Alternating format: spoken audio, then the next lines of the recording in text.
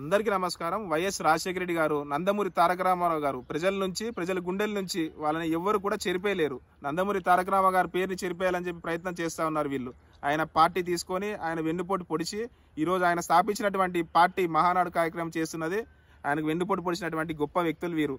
ఇప్పుడు వైఎస్ రాజశేఖర గారి పేరు చెరిపేయాలని చెప్పి ఒక ప్రయత్నం చేస్తూ ఉన్నారు. మొన్నటిదాకా మనం చూసాం, కడపలో మహానాడు నిర్వహిస్తున్నారు. ఎందుకు నిర్వహిస్తున్నారో కూడా మనకు తెలుసు. నిర్వహించే వాళ్ళు ఊరికే ఉండొచ్చు కదా.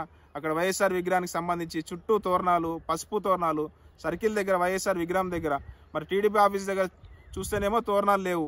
వాళ్ళు ఒక జెండా కట్టేసి ఏదో పెట్టేసి వదిలేశారు అక్కడ. దీన్ని బట్టి అక్కడ మీరే అర్థం చేసుకోండి, ఇక్కడ కనిపిస్తూ ఉంది తేడా.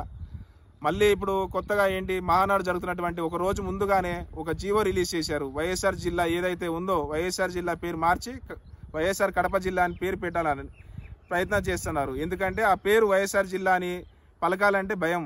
మళ్ళీ ఈ పేరు గుర్తు చేయడం ఎందుకు, అంతే కదా. మరి భయమైనా అయి ఉండాలి, లేకపోతే ఆ పేరు పలకడం ఇష్టం లేకుండా ఒక సైకో మెంటాలిటీ అంటారు కదా, అలాంటి మెంటాలిటీ అయి ఉండాలి. ఈ రెండు కారణాలు నిజంగానే మీరు మార్చాలనుకుంటే, నిజంగానే నీతి నిజాయితీ మీలో సైకో మెంటాలిటీ సాడిజం లేదనుకుంటే కనుక ఎన్టీఆర్ జిల్లాని ఎన్టీఆర్ విజయవాడ జిల్లాగా మార్చుకోవచ్చు కదా.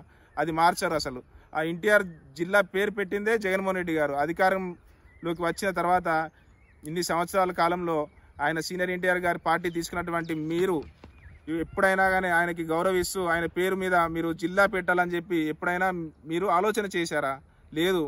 మీకున్న పత్రికల ద్వారా మీరు తప్పుడు కార్టూన్లు వేసి ఆయన్ను కించపరిచే విధంగా చేశారు, కానీ ఆయన గౌరవం పెంచే విధంగా మీరు ఎప్పుడైనా చేశారా? లేదు. ఆయన పేరు ఎంతలా చెరిపేయాలని ప్రయత్నం చేశారో ఆయన పేరు లేకుండా చేయాలని, పేరు లేకుండా చేస్తే ఆయనని చెరిపేయగలరా? ప్రజల గుండెల్లో ఎప్పటికైనా చిరస్థాయిగా నిలిచిపోతారు నందమూరి తారక రామారావు గారు. అదేవిధంగా వైఎస్ రాజశేఖర రెడ్డి గారు కూడా అంతే. ఆయన పేరును మీరు చెరిపేయాలని చూసినా, ఇంకా ఏం చేయాలని చూసినా కూడా ప్రజల గుండెల నుంచి ఆయన్ని చెరిపేయలేరు.